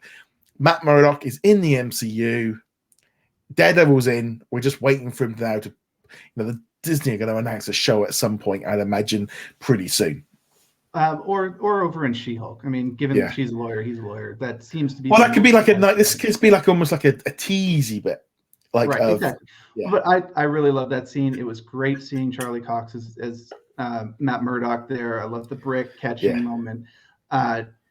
Just great. The only problem, and this is a very, very small one, is that now you're kind of going through the rest of the movie. It's like, is Daredevil going to show up? Is he going to be at the Statue of Liberty? Is he going to be? I'm glad they didn't, mind you, but there was that kind of like. Do you know what? It's funny. I never gave him a second thought. It was kind of a bit like he left, and it was like that. Well, okay, the lawyer aspect of it's over with now, and I actually didn't think about him for the rest of the season or the rest of them, which is good. And that's kind of what I was getting at. Is I wanted to be like that. I didn't actually want Daredevil to show up, but it did lay the groundwork for like, will he show up, or could he show up at the chem lab and like have a quick talk and just like, okay, this is too weird for me, I'm out. But there is that kind of expectation when one of the characters shows up that they will get involved somehow, and I want them to break that expectation. Yeah, which is why I like this scene in particular. He shows up, as you said, he does his lawyer thing, and he's done. And there's no Daredevil. And that is what I want in these movies going forward, where they can just do that quick nod. Maybe Peter Parker can show up. He can do a little chemistry thing for somebody. And then we don't have the expectation that Spider-Man is going to be in Shang-Chi 2 or whatever. Yeah. I'm just pulling random stuff. Yeah, I mean, I think they seem to be doing it better with like Bruce Banner. Bruce Banner seems to be the one character, he can turn up and just do a couple of scenes and be gone kind of thing. And Wong has definitely been filling in that role too. So I definitely enjoyed that aspect to it. Now, I'm going to be honest, I don't know how your theatre reacted when the portal opened and Andrew came through and he took the mask off. As I said earlier, there were only like 10 people there. We probably had about 30 or 40 people in the room with me. I mean, it was a pretty empty because it was like 9 o'clock in the morning. But there was gasps, yelling. No, I mean, I did see a video of some people reacting, like the entire audience screaming, shouting, waving their arm. It looked like some football team. I'm like, and they're like a lot of there was a few British people that go, I would have hated to have been in that room. It was just like yeah, no. There was a. I mean, I think I did laugh out loud. I did literally. There was a kind of there was some noise that might have come out of my mouth at that point, because I think it was that thing of, we knew it was coming. We knew it was coming. I mean, but it's actually seeing it was kind of like, because of course then I think like the Andrew reveal was the one that got the reaction. It was Toby's was a little bit less mute. It was in my theater was a little bit less mute because you were now expecting it. You knew it was coming. Whereas, and they were like, oh, we're gonna go get him. Whereas like Andrew, his was the reveal that kind of got it. So I think it was actually the opposite at my theater. Now, we did not have that like whooping and hollering. Like, so there were only 10 people there, and nobody had a major out loud reaction. I think a couple of like happy gasps or something like that. That was it. This is actually specifically why I picked a theater that only had 20 chairs, because I did not want to be in the situation you described. I saw Endgame like that. I saw Force Awakens like that. And just like, I want to watch the movie, be quiet. Yes, I'm happy that Captain America got Thor's hammer. Yeah. Shut up, you know. So that did not happen in this theater. But I think the bigger reaction was actually Toby. And I think it was more because most of us have a bit more nostalgia for Toby as Spider-Man than we do for Andrew. Yeah. And getting him there and he kind of looking a little beat down, a little, you know, the world has ground him down a bit. Got a little bit more of a reaction, kind of like, I'm glad you're here. It's great to see you, but oh man. I really liked as well. I like the whole thing of them like talking. There's a lot of talking between the three of them, which I wasn't expecting as much of. I'll be honest. I knew they were going to be in it. I mean, we'd all kind of worked that out. I'd seen bits and pieces. I'd seen a few of the leaks and stuff. I wasn't expecting the dialogue between them all to be as good as it was. It was a lot more nippier, a little bit more. I liked, as well as they went on past the movies. They kind of hinted at, like, you know, obviously Toby got married and he had some battles and stuff, but he was just, you know, they were. Whereas Andrew's Spider-Man was miserable. He's you know, saying about like not pulling his punches anymore and being depressed. And I thought that was a really interesting take for him. I like that aspect to it. It is the first time that I've actually been a little sad that we never got a third Garfield movie, because if that was the direction that they went with him, where the death of Gwen Stacy kind of threw him over the edge just a bit, there would have been a very interesting storyline out of that we could have watched. Admittedly, I didn't really like either of his movies, but that wasn't his fault. Well, I actually did a bit of a Spider-Man like run through on net, because they were all got put onto Netflix this month over here in the. So I watched like one Spider-Man 1 and Amazing Spider-Man 1 and 2. I didn't bother with Spider-Man 3 because I didn't think it made any difference. And Spider-Man 2 wasn't on there. So I just kind of caught up on the main ones.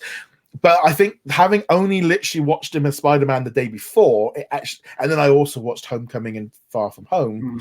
I'd only seen all three of them as Spider-Man like in like a matter of days. So I was nicely caught up and like, you know, that helped, I think, as well. Yeah. Now, the last time I saw either of the non-Holland Spider-Mans was when we did Spider-Man 3 retro review, which I think was even like a year and a half, 2 years ago at this point. I'm glad they didn't bring Topher back for that one. But yeah, all three of them, there was just a really good chemistry between them, and it really felt like, even though they're all Peter Parker, they were different Peter Parkers. And this was kind of was alluding to when we saw Kingpin in Hawkeye, where they really are just going, the multiverse, we can have very big differences in the multiverse. That doesn't have to be the same actor. It doesn't have to be any of this. Well, this is kind of what leans into that whole thing of like J. Jonah Jameson, because J.K. Simmons. Because that whole thing as well of like him, obviously he's got like a web. I mean, I love the fact as well that he started off in his office with a green screen, and then obviously got more and more popular. So I did like that. I thought that was quite a nice little nod. But obviously he looks the same, but he's obviously older. So they've kind of been able to play on the idea that he is different. I mean, there was even a little joke about Miles at one point, and you know they kind of put. And I like that whole aspect. And even the fact of Green Goblin might not have come from the same universe as that we expected him to. He wasn't the one that I kind of got that from the trailers, actually, because they made a big point of like these are characters that Spider-Man or that die at Spider-Man's hand. Like Sandman didn't die. No. I can't remember if Lizard died. I think he got healed, right? Yeah. But it's like, if these are characters who Spider-Man killed one way or another, then these are not necessarily from the universe that we expect them to be. Well, it's like Electro doesn't even. They completely just rebranded it. You know, but they at least explain. Well, okay, they explained the color change because he had the arc reactor instead of that he was using to power up. But the initial change where he comes in, he's got like the goatee and he's actually well kept instead of the hair that makes mine look good. You know. There were definitely differences in there. I think that was the thing. I think ever since we first saw, once we knew Electro and like, I think as they were doing the PR with the free villains, it's like one of those, well, come on, guys, we know Spidey. And I think Sony played this. I do think they played this great with like, they were all in denial. All just like no, and it was like, well, you've got the villains in here, so it makes sense to do it. I mean, Andrew Garfield was just getting more and more like annoyed every time he did an interview. I don't blame him, but at the same time, he must have been like, I'm in it. I know, I don't blame him at all, because on the one hand, he's trying to promote a completely different film, which I think is on Netflix now. Is the musical. And at the same time, I'm sure that he would have loved to do it. Yes, I am in this. Go and watch me. It is my swan song as Spider-Man, but he couldn't. So I did actually feel bad for Andrew getting bombarded with questions he couldn't. The thing is, I mean, we're probably looking at in the new year, they'll probably actually be able to start talking about it then, when they will come after the holidays and stuff. And it is. I thought it was a solid movie. I really enjoyed it. The whole thing of them like resetting everybody and kind of it's like he is part of the MCU. He's not going off to the the Spider-Verse. They're not putting him over because there was a whole kind of expectation that he was going to go for a portal and go off to Venom World and do something over there. Which they tease Venom. I did actually like how they handled Venom in that post-credit scene, because the whole thing of like, he's there, but he hasn't actually like done anything. And then obviously they set that little tick that See, I didn't actually like the little tick. I know what you're talking about. There's a little tiny piece of the Venom suit that got left behind. I didn't actually like that. I would have preferred that their future version of Venom came from within universe, but we'll see what they do with that. Obviously we got a couple years before they come back to that plot point. I did like that scene. Tom Hardy just doing a great job. If the Venom movies had been more of that, of just of the banter and him like having these conversations through the suit and stuff, I would have liked. I can't speak to the second one. I never saw the second one. No, I've been waiting. The first one a lot more. I was waiting for it to drop because I wasn't willing to pay £16 to rent it. That was my and once I'd seen the post-end credit scene, I didn't see the need to go to the cinema because I knew nothing really was that connected to it. I just feel like that worked good. I mean, I think now we're at a set now where we know Peter Parker is, he's down on his luck. He's doing whatever he's doing in his apartment, kind of going back to basics of basically resetting him so they can do the new Spider. Because ultimately the thing is with Spider-Man, he's like the only Marvel hero really that has a secret identity. Whereas in DC, it's quite a established thing. In Marvel Universe, it's not really something they have. Nobody really has them. They kind of did away with secret identities in the MCU, which kind of makes sense. In the modern world, having a secret identity as a hero would be insanely difficult. There's cameras everywhere, and everyone's got a camera on their phone. All it takes is one person catching Spider-Man changing in a back alley, and there's Peter Parker. So I get it, but as I said back at the beginning of this, I do like that they brought him back to low tech, man on the street, constantly getting beaten up by life. Spider-Man. We'll see where they go with it from here. In particular, his own movies, but also like Avengers movies and crossovers and things like that. I did like the new suit. It is a nice throwback, maybe a little glossy, maybe a little too shiny, but it was a good. I like the suit. I don't know. Changing subjects just a little bit. If I've got complaints, other than the big one I had at the beginning, which is like this setup makes no sense at all. The only other complaint I had is Lizard was such a non-thing in here. I wish they had used somebody else. I get it. Like out of all the actors they had, he was like probably the easiest to get back. I'm not trying to say that in a negative way, but I recognize it comes across that way. It definitely felt like him and Sandman were not on the same level in terms of like. Yeah. I also probably would have picked someone other than Sandman, to be honest.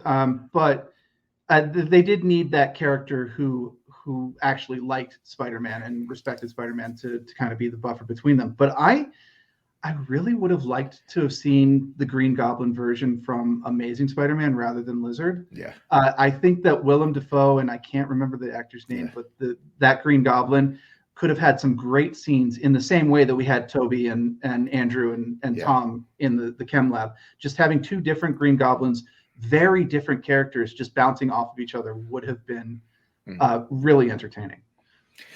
Yeah, I'm kind of glad they didn't, because I think Willem Dafoe is so great as the one. Absolutely. I wasn't so keen on like the fade away when they went back. That was a little bit like a mini blip. It didn't quite.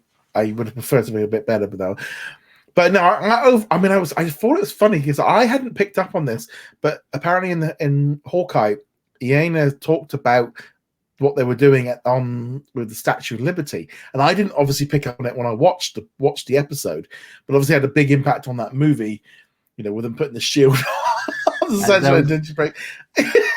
It was a little much. I'll grant them that, but they mentioned it in Hawkeye, and obviously we got Kingpin in Hawkeye, and now we've got Matt Murdock over here, and we saw the construction of the Statue of Liberty, and it's like, all right, I like the way they're singing up. It is absolutely not an accident that episode dropped this week alongside No Way Home. Well, it's why this coordination between them.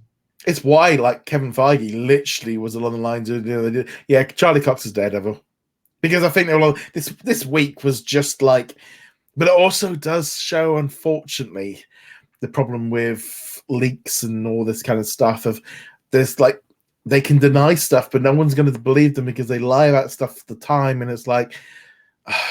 But sometimes they're just gonna be wrong. I mean, some of the expectations for Spider-Man in terms of X-Men and all the X-Men characters were turning up, and Wolverine was going to be in there, and they were bringing in Miles, and they were bringing in the cartoon version. And I mean, it was just getting like crazier and crazier.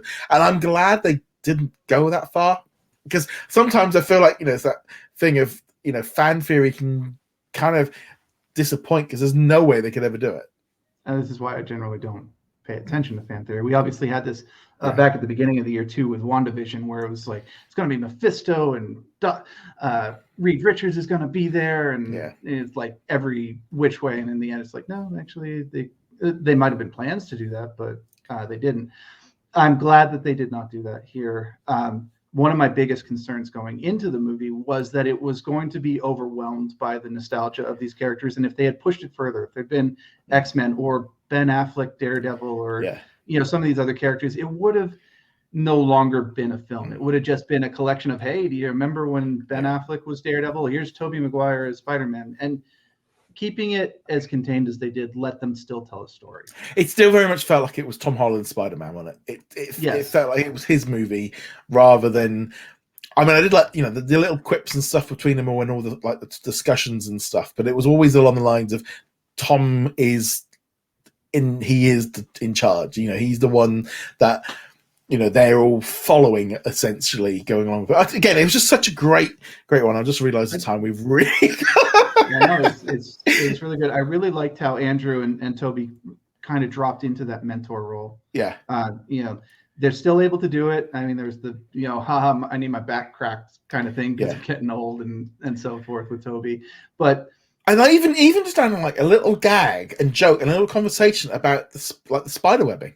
Yeah, the organic webbing versus it's like, wait, what do you need those cartridges for? Like, wait, why don't you need cartridges?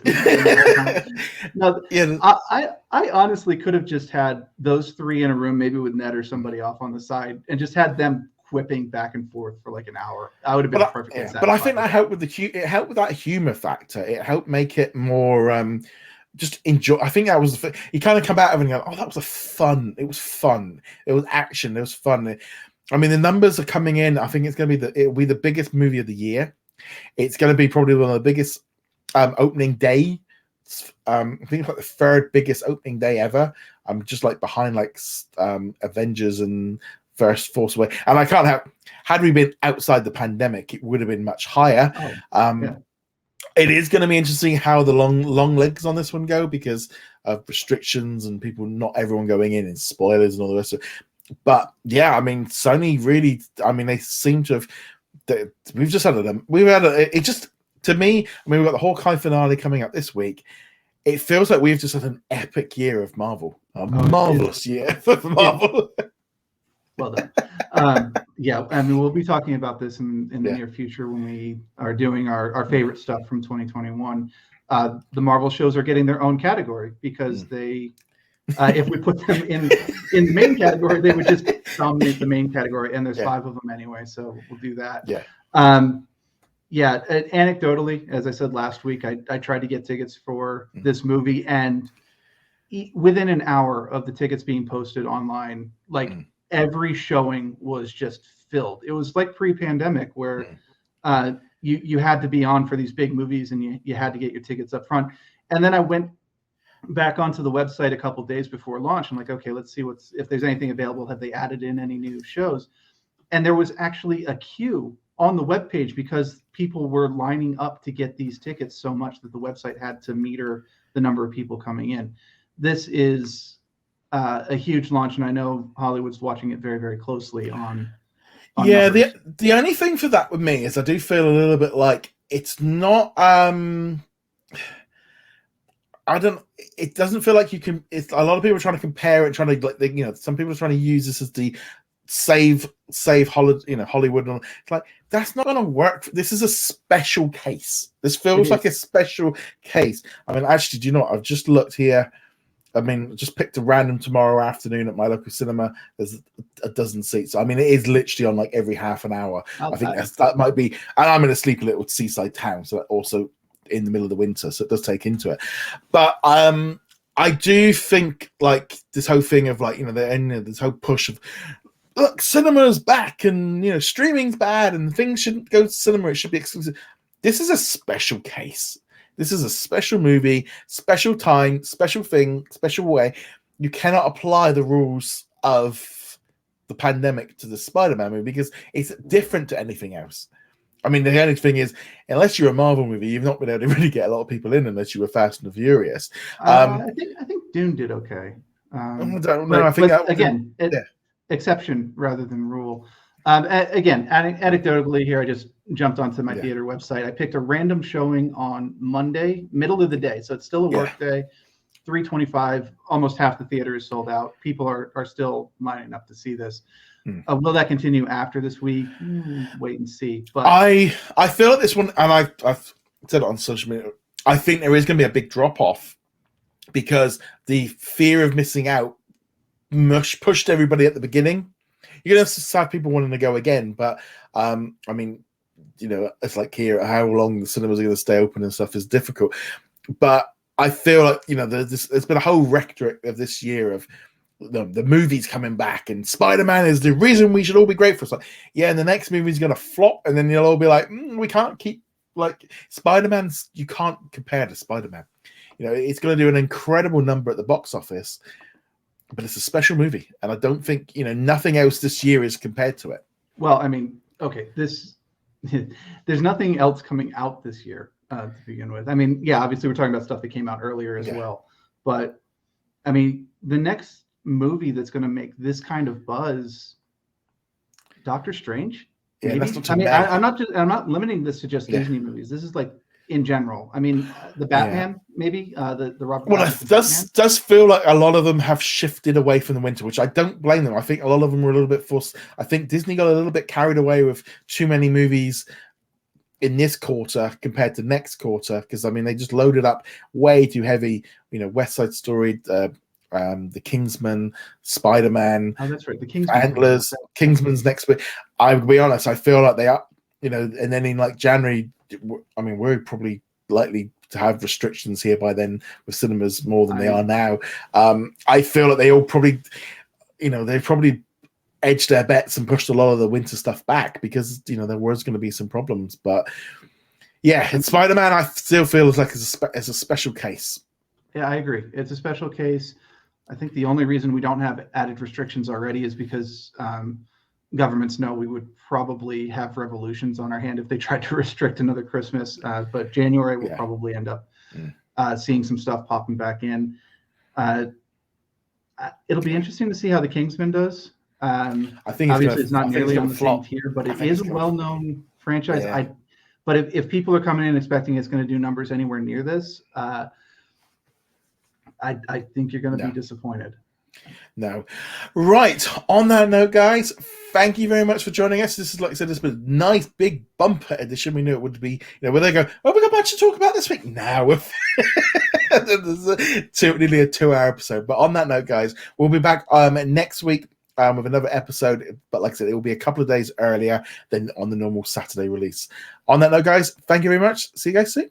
Later. And in lieu of a post-credit scene, we will now play a trailer of Doctor Strange for 2.5 minutes. Enjoy. Yes. We're not actually doing that. Bye, guys. I'd like to thank all of our Patreon and YouTube channel members for their support. You can become a member from as little as $2 a month and you get access to our weekly Q&A and much more.